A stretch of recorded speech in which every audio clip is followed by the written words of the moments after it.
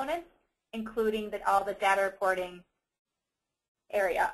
So you probably know me if you see emails and whatnot, but for those new to the program, welcome, and it's nice to unofficially meet you. I'm joined today by Rebecca Keiko, who is the Regional Coordinator for Western New York and Central, of course. All that good. And I also have a new face around here, Shannon Switek. You may have heard before. She is the new New York State MAP Assistant. So she's helping with the webinar and all that good jazz. Hello, everyone. So here's a quick snapshot of what we'll be going through today. A few housekeeping items. We are recording the webinar, so we will be posting it early next week in the portal alongside the materials, so you can download them and access them as we go forward. And also pertaining to questions, we will be holding all questions until the end, but as we go through the webinar, if you have any questions, you can enter them into the question box. Or at the end, you can raise your hand, and we'll unmute you, and you can ask your question live.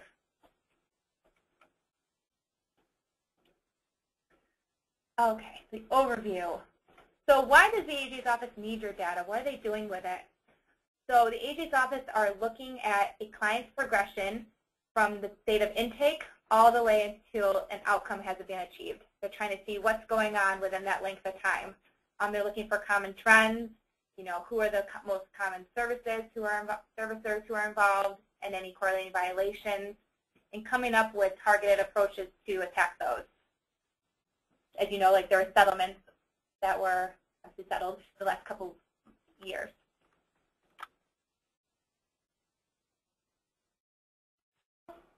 Data points. What if the client doesn't know the information or declines to answer, which happens on a regular basis. If that happens, all you need to do is you can leave the data field blank. You don't have to write you don't know, just leave it blank. With that said,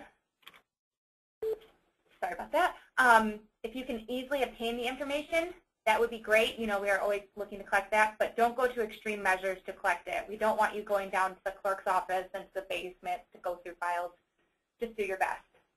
Right. I think that's one thing that folks, there was some misunderstanding in the beginning. If you had to travel, many of you who are in the rural parts of the state as well understand this, that if you have to travel a great distance or put in a great amount of effort to just fill in a data field, we're not interested in you wasting your time on that. Yeah. Do the best you can. If you don't have it, leave it blank. So next, just make sure you are inserting the prescribed values.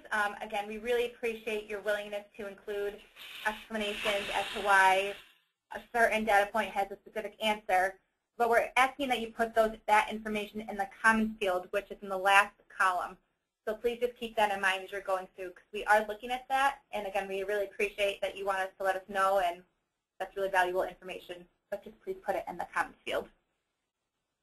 Otherwise, Alex has to clean up the data, and it adds more time on our end, if you don't mind. Thank you. Okay, so now we're just going to go into the individual data points. The quick refresher or a quick overview for those of you who are new. So the client ID. So the client ID, this is a really critical data point because this is how we track each unique client's progression as you continue to report them over the reporting periods. So with that said, it needs to remain the exact same on each data report. What that means is, if the link just has to have the exact same values, so like 1, 2, 3, 4, 5 in the consecutive order, let's pretend that's your client ID, it can't have a space within it in the next data report because we can't collect, it looks like two separate clients. So just keep that in mind as you're reporting the information. However, we've had some that have added parentheses in one month and then omitted the parentheses the next month. Essentially, that means that you are reporting two separate clients. That's how it comes up in the system. Yep. If you discover that there was some sort of a mistake, there was some sort of a space or a punctuation mark that was accidentally inserted, alert us, highlight it, highlight the field, and alert Alex with the next data reporter or whenever it is that you identify it, and she will be able to pick them out and fix it. But just make sure that going forward that stays consistent with what it should be. Okay, and then just the next part for the record information is just the staff. You know, we're looking for the advocate who is currently working with the client. So now the next section pertains to demographic information. So there's been some confusion regarding the intake date and the service date. So we're just going to go over those really quick. The intake date is the date of your first interaction with the client. You know, when the client first comes in and goes through your intake processes. That is that date and will not change throughout your interaction with them. However, the service date is a little different. So this one is the most recent date that the client receives services within each reporting period. So for the next data report is due on March 10th, and that is for the period of January 1st through February 28th. So that date should be, if you work with a client within those time periods, you need to report that in the service date field. And if you need further clarification on that, feel free to give me a call. Oops, wrong way. Wait, no, sorry guys. Next, it is more demographic. So you just select the prescribed value that best identifies your client. If they decline the answer, again, just leave that field blank.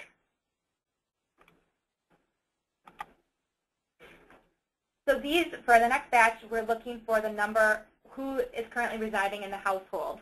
So how many children, adults, and seniors are there 4 or more nights per week. So for children, it's up to age 17. Adults are ages 18 through 61, and seniors are 62 plus. So with that said, if a client has adult children living at home who are over the age of 18, just include those in the adult column.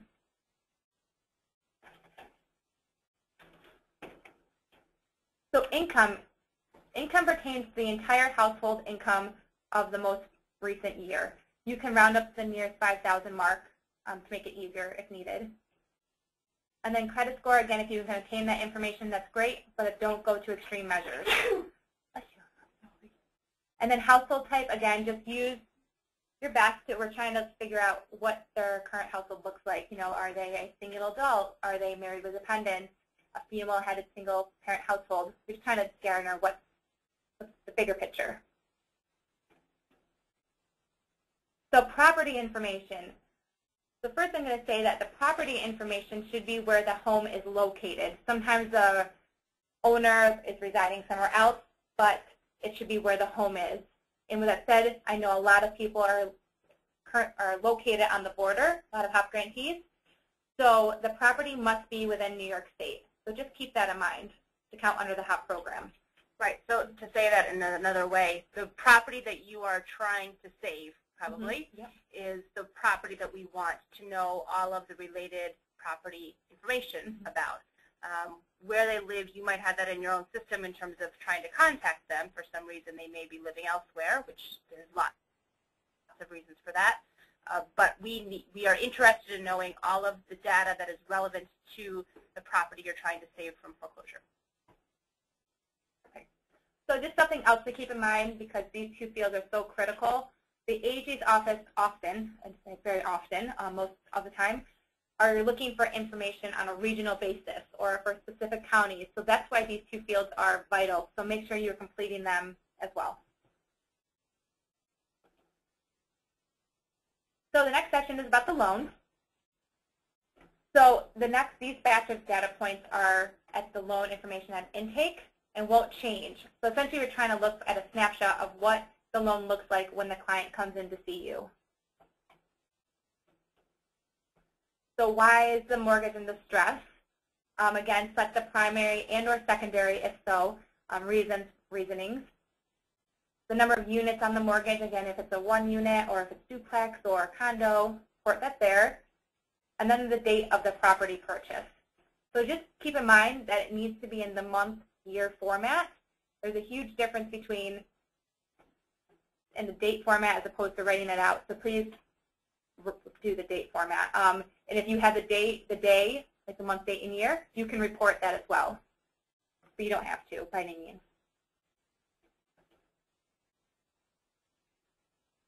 So if you have filled out your spreadsheet before, you all know that you've probably noticed that there are some columns ending in 2.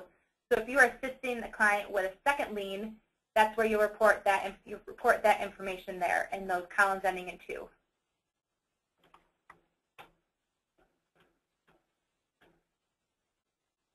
So we're looking for the date of the loan originated and the associated amount, what the term was, and the current loan owner type.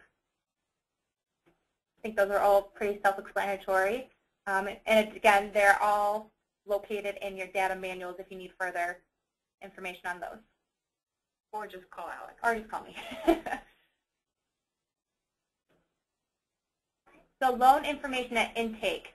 So again, we're looking for the principal, again, this won't change, whether or not it's fixed or ARM, interest rate, what the current monthly payment is, and it should include your principal, interest, taxes, and insurance, and whether or not it was an interest-only loan.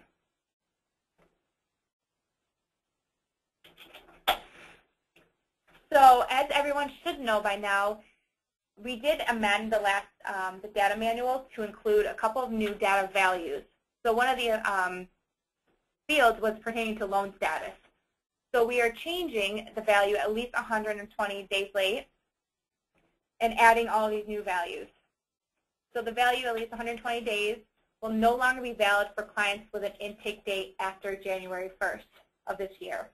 Note, you do not by any means have to go back through and update all those previously recorded clients. We don't want you to do that. It's just from here on out, please use these new values. And again, pertaining to loan, we want to know who the servicer is, any violations, and whether or not the servicer changed during interaction. And then, of course, the corresponding list pendants filing date.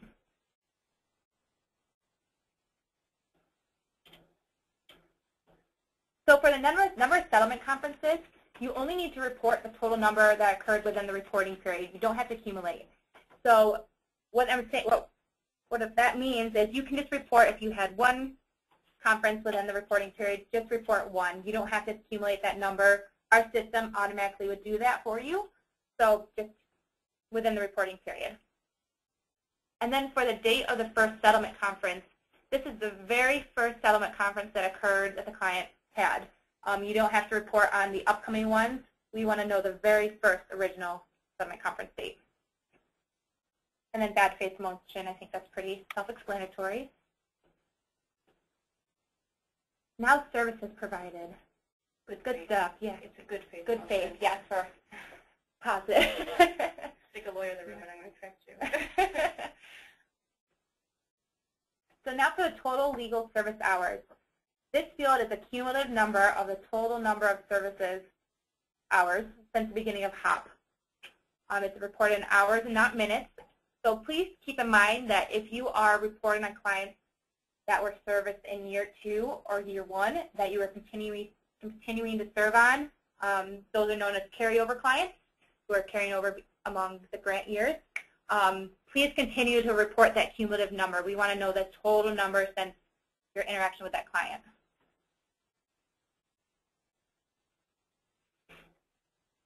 So now for the services provided.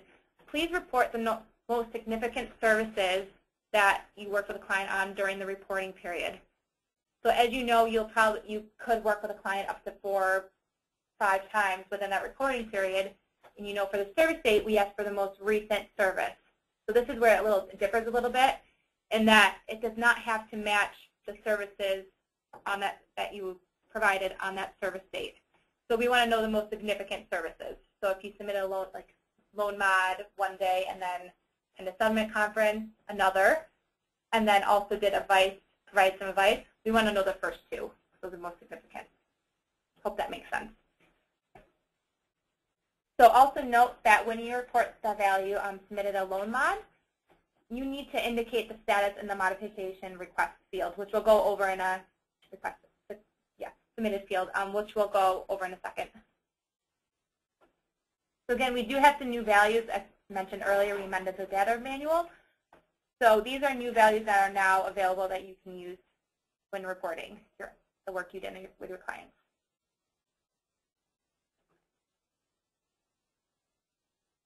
For advocates servicing Superstorm Sandy victims, report the most significant services within those in this field. And then for modification request, this field should be updated every time the status of the modification request changes. You know, we want to know when the initial mod was submitted and then moves on to, trial and then final. We want to track that information, or if it was denied, resubmission, all that good jazz. So make sure you report updating that. And note that if there's an outcome, it should correlate to the mod status.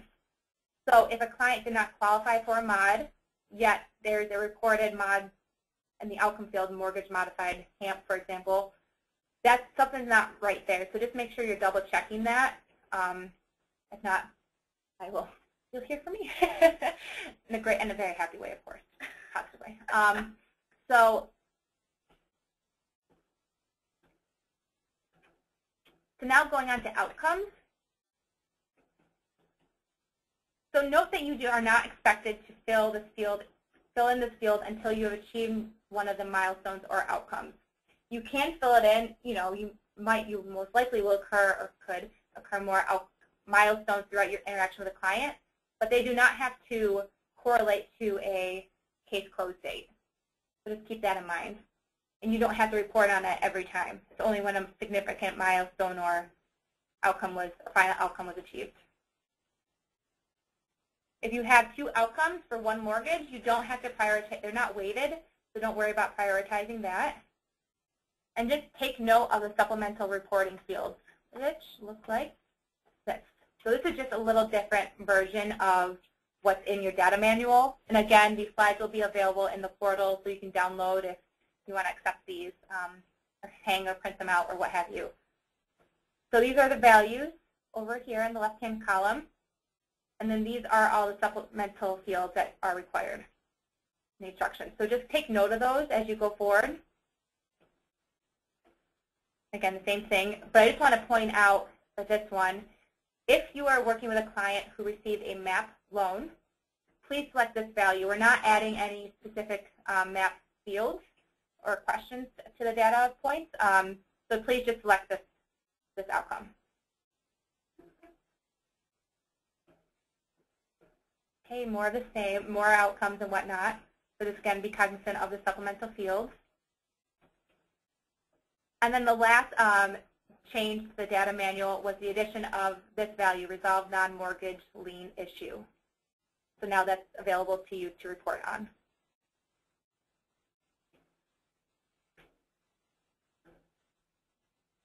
So the last batch of questions pertain to the modified mortgage. So what is the new principal, the new term, type, interest rate, and monthly payment? So one thing to keep in mind, if any of these values remain the same as the original, as the previous mortgage, please don't write just simply same in the field. Go back and copy and paste that into the new field. And just please take note that for new monthly payment, it should be reported on for both trial and final mods.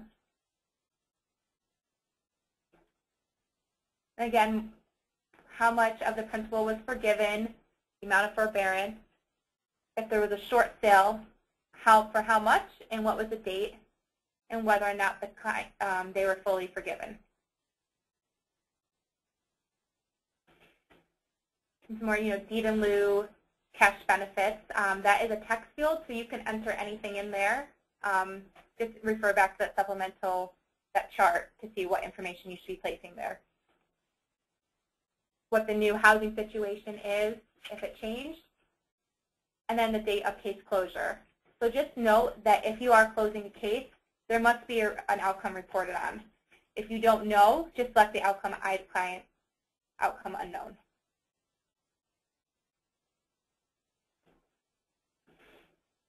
So just something to keep in mind when you close a client's case, if for whatever reason they come back to you after you've closed them out for additional services, you must use the same client ID. We're tracking to see if a client case was closed out and then they're coming back to see you. We want to know why. So what you will do is you will simply update. You'll use the same line on your spreadsheet, or if you're using entering it in time, keep the intake date the same.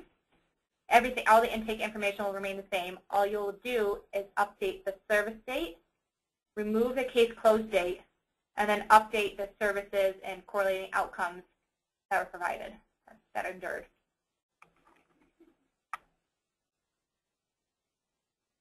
Now just some 101 on HOPP data reporting, everyone's favorite class.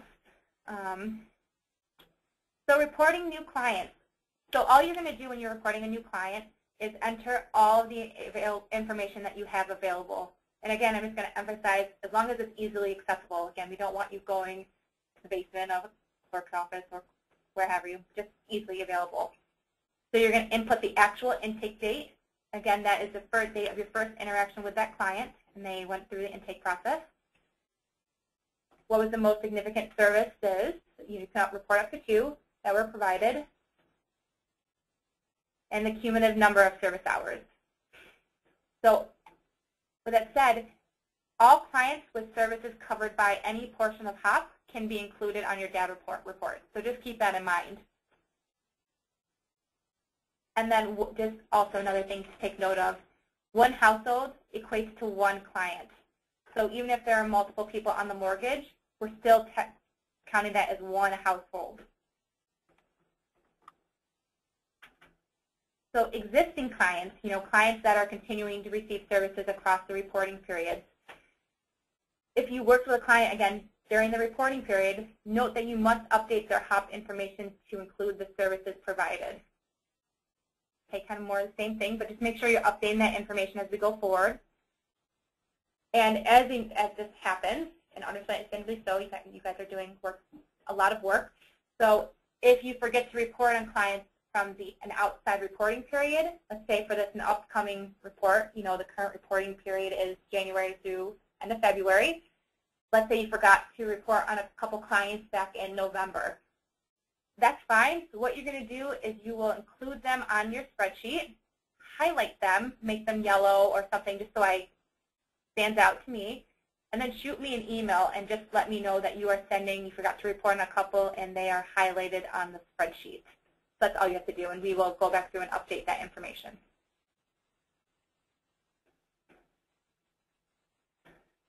So another thing that just keep in mind, I can't emphasize this enough, how critical it is that you review your data report prior to submission. I know everyone's crazy and at full capacity, where you can take even 5 minutes just to look it over and catch any glitches or what have you. We can save you a lot of time and save everyone a lot of time. So again, and I have some tips and tricks that I'm happy to help share with you and do some little either mini training sections or one-on-one that I'm happy to help you with to make that review easier. So feel free to get in contact with me if you are interested in that. So some common reporting mistakes pertaining to specific values. Again, that service date is critical, must be within the reporting period. Also something to keep in mind is, I'm going to hammer this in, the next data report that's due on March 10th. Let's say on your report that you have clients that you service in May, that's a little bit far-fetched, I'm thinking of spring, in March, and it has like a service date of March 2nd. Those will not be included on that report, but they will be counted towards your next reporting period. So just keep that in mind. Again, the terms of the loan, like how long the loans are, and again, they must be in years as opposed to months. The legal hours, make sure they're in hours, not minutes, and their cumulative number. And this differs from the conference number, which should be per reporting period as opposed to the cumulative. So I know it's a little confusing, but just try to keep that in mind. Spelling out the service's name. So again, we're overseeing the entire rest of the state area of New York, and everyone has different acronyms to describe their local servicers. So we don't know that, so we ask that you spell it out so we can catch that piece. And then for data points that contain new in the title, I think I mentioned this earlier, re-enter them amount if it stayed the same with the new terms, modified mortgage, and don't enter same. Just really please re-enter that new information or re-enter that information in that field. So deliverables, I know this is a hot topic since the summary figures were just sent out. Just a little recap on these. So again, we are tracking your progress against your proposed deliverables. So for clients served, this is the number of unique clients serviced by your organization. And what I mean by unique is that each client can only count once. Even though you might be servicing them over multiple reporting periods, they're still only counted once. It just allows us to track your progression throughout your interaction with them, with that client. Then for foreclosure prevented, this refers to achieving one of the following final outcomes. So these are listed here, and again, these slides will be available in the portal. So I recommend downloading it. You can give it to your advocates to use when filling out the data reports or entering in all their information, but just keep this in mind. And one thing I want to point out is for mortgage modified, mods that are in the trial period are not considered a foreclosure prevented because they are not a final outcome. Only final mods are. So just keep that in mind as you go forward. And then also, there's only one foreclosure prevented per client. Even though you might report on multiple outcomes that are classified as a foreclosure prevented, it's still only one per client. So just keep that in mind as well. So if at any time you feel your organization is underperforming and you're worried you might not achieve your projected deliverables, contact your regional coordinator sooner rather than later, immediately if you can, so then we can work with you to come up with a strategy to keep you moving forward. So, right, so this is my cue to step in, right? So this is, I cannot emphasize this enough. So right now I am going through my region's numbers, and if anything looks like they are underperforming or there's something goofy going on, one or two things is happening, right? Either there's some problem with the data that you're sending in, and that's the first place that I assume, frankly, is that I'm assuming that it's a data issue, not enough clients coming in. But I will be making a phone call. So the more I know ahead of time, the more time it saves for all of us. And at the end of the day, when Dina comes to me and says, how is agency ABC doing, if I have had constant communication, it's going to make a much better conversation than if I didn't know about it. I had to seek you out. I had to extract information from you. I'm not interested in excuses after the fact. I really want to know, because I know everybody's trying really hard, but I really want to know if there's something going on. You had staffing changes. There's all kinds of reasons that these things happen. I know in our area, our court shut down essentially for 2 months, and so we had no settlement conferences, so our numbers were lower during those 2 months. All of those things are understandable. We can relate to it. We do this work ourselves in a different little unit of our world, but nonetheless, we get it. But just be open and honest with us. We get it, and we're happy to advocate on your behalf, but we need to be able to have the tools to do so.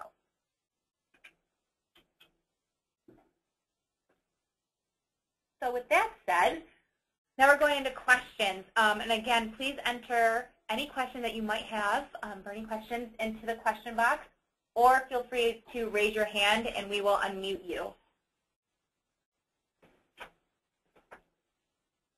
There's a question about how do we enter clients for column CD into the time system? I don't know. Tell me what the column CD is. It's comments. I'm sorry. Oh. I don't know where that field comes from. Honestly, a lot of that stuff, I know when I pull time reports, those of you who are talking, this is time, and for many legal services, this is the system that many of you use. You could input that manually. I don't know that there actually is a field in time specifically for comments, but we'll have to double check that. We can double check it. But regardless, you could always edit your spreadsheet that you're submitting into the portal. In fact, I have done it myself. I would recommend that you review it before you submit into the portal. Yes. And you can tweak things in the Excel spreadsheet, even if it's not in time. I just recommend that if you have tweaked something that is in time, that you go back into time so you don't have to tweak it again next month. Okay, another question. If we find out what the monthly payment is after intake and after one or more HOPP reports that have been submitted, should we update the information? Yes. Yes, you should. Do you want them to highlight it for you? Or if they are outside the reporting period, then yes, highlight it. But if you're continuing to service that client, then just add that information in, and it will automatically be updated for that client's records. Do you want anything in the comment section indicating something like that? If you would like to, you're more than welcome to. But it's not necessary. Not necessary. No. Okay. Another question. Does the new value for post-modification counseling refer to counseling after a modification has been achieved, or does it refer to counseling after the modification process has failed to result in a settlement? The new field, the purpose of the new field is to deal with folks who are coming back after defaulting on an already modified mortgage.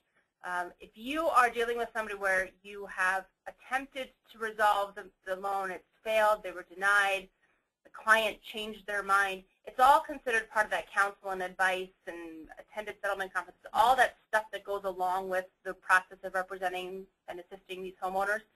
But this field is specifically dedicated to people coming in post-default on a modification already. Yeah, right. So again, if you have any questions, please type them into the question box, or feel free to raise your hand. There's a little hand button under available, and we can unmute you. But again, feel free to type them in. And if you think of anything afterwards, again, contact Becky or myself, and we will help you out. I'll also put it out there again one last time that last year I offered some tips and tricks to reviewing your HOPP data prior to submission. Just to make it easier, I have some easy ways that you can review the information. And I'm happy to offer that again if there's interest. If you are interested, let me know, and we can set up either a one-on-one or a small group and walk through it that way. So let me know.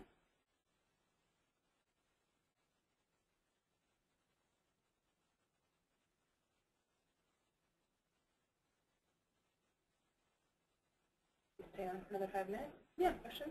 Yeah, so we will stay on for another 5 minutes or so if people have questions. But those of you who are all ready to go, feel free to take off, and we hope you have a great weekend and stay warm, or try to.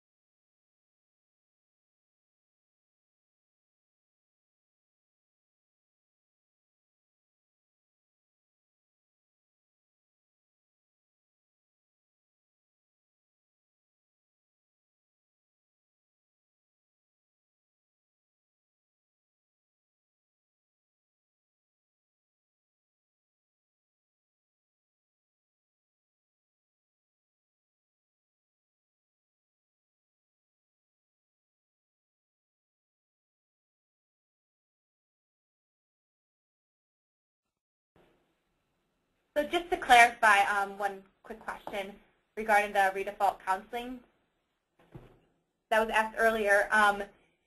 Yes, that is where the redefault counseling should be reported in the services. Yes, in the services provided.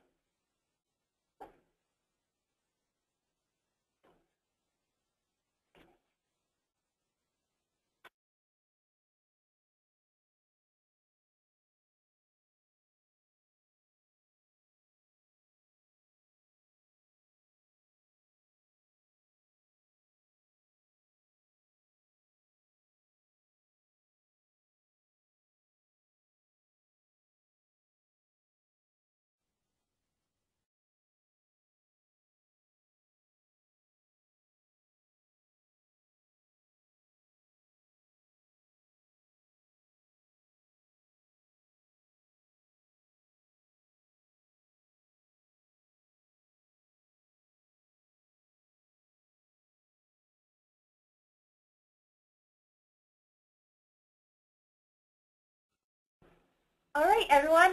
If there are no more questions, we're going to end the webinar. And again, we did record this, so it will be available on the portal early next week. If you have any follow-up questions or just want to talk anything through or want to have that tips and tricks, just feel free to reach out and we will get that set up. So thanks, everyone. Have a great weekend, and we'll talk to you soon.